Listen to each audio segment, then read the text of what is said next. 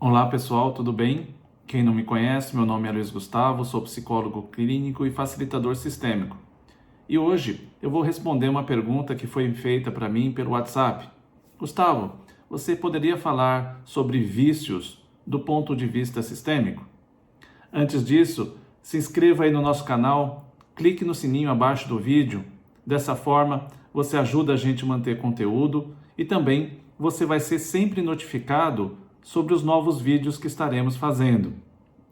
Dia 29 de agosto também, estaremos fazendo o nosso segundo curso 100% online pela plataforma Zoom, Pensamento Sistêmico Aplicado no Dia a Dia. Fazemos exercícios, fazemos intervenções nas questões das pessoas e a gente percebe efeitos tão positivos quanto a própria constelação familiar quando nós fazemos essas intervenções com meditações e exercícios. As inscrições já estão abertas, são poucas vagas e você acessa pelo nosso site, tá bom? Bom, vamos falar de vícios do ponto de vista sistêmico. Antes, a gente tem que lembrar vocês, cada caso é um caso e não é possível nós fazermos generalizações em constelação familiar. O que nós vamos falar, e o que eu falo sempre para vocês, é baseado na nossa experiência com os atendimentos de grupo e também com os atendimentos individuais. Existem algumas dinâmicas ocultas por trás dos vícios. Quando nós falamos de vício, nós sempre observamos que parece que falta algo para a pessoa.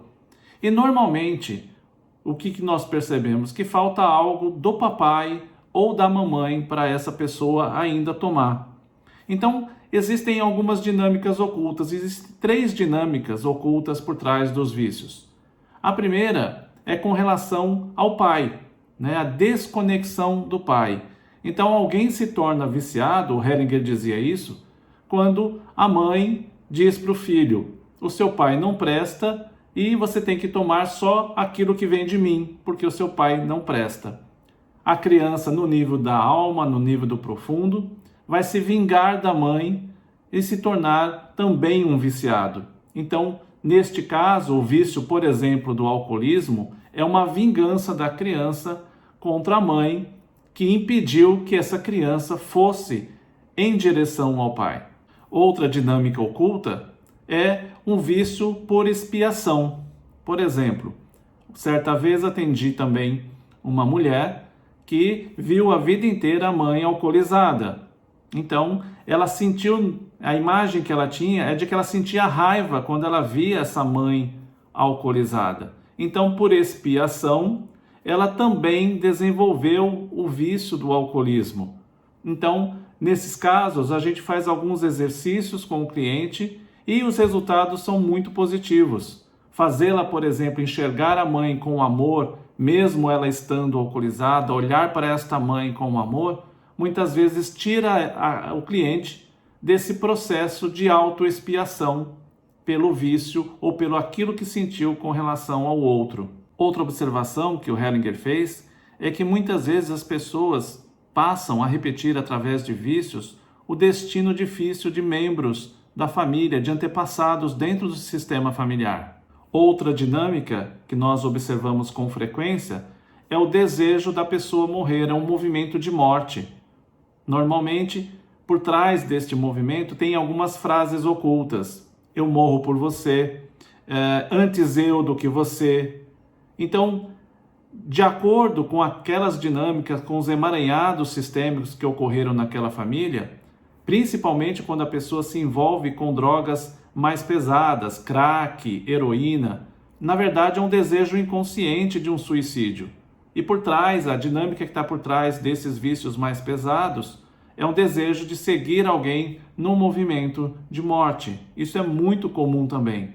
De qualquer forma, o que nós falamos no nosso último vídeo sobre alienação parental, ele precisa ser reforçado aqui, a importância dos pais na vida de uma criança.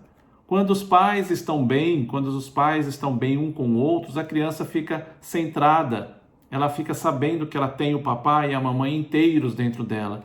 Mas quando existem movimentos de separação, né, de se colocar contra um pai ou contra uma mãe, esses movimentos muitas vezes levam ao vício. Quando se impede né, uma criança de ir em direção ao pai ou em direção à mãe, ocorrem movimentos de expiação, movimentos de fidelidade. Isso será sentido pelo filho como uma falta. E ele vai tentar buscar isso, muitas vezes, através de um vício. É lógico que o vício não vai preencher essa necessidade do papai ou da mamãe que foi interrompido em algum momento. Então, quando nos falta algo, é muito importante que a gente vá para a nossa origem, que a gente vai olhar lá com bastante coragem e seriedade a nossa conexão com o papai ou com a mamãe, se em algum momento essa conexão foi interrompida. Isso requer de nós uma coragem muito grande, porque muitas vezes nós não queremos fazer esses movimentos. Nós insistimos muitas vezes nas nossas razões, nos nossos motivos e adoecemos em função dessa resistência. Então, os vícios, de uma forma geral, estão relacionados a essas três situações: ao movimento interrompido em direção ao pai, ao movimento de expiação e um movimento também de morte. Era isso que eu queria falar. Não tomem isso, por favor, como um diagnóstico. Cada caso é um caso. Então a gente tem que olhar individualmente. A constelação é fenomenológica exatamente porque a gente olha sistema a sistema, aquilo que ocorre, aquilo que se mostra no campo de cada cliente. Mas o que nós podemos observar de uma forma geral é isso que aparece com muita frequência nos campos da constelação familiar. Tá bom? Então, se você gostou do vídeo, curta, se inscreva aí no nosso canal e acompanhe aí todas as nossas atividades. Eu também continuo fazendo constelação familiar individual em apenas um atendimento online e também psicoterapia breve sistêmica de 4 a 5 atendimentos também online. Tá bom? Um grande abraço e até uma próxima oportunidade. Tchau, tchau.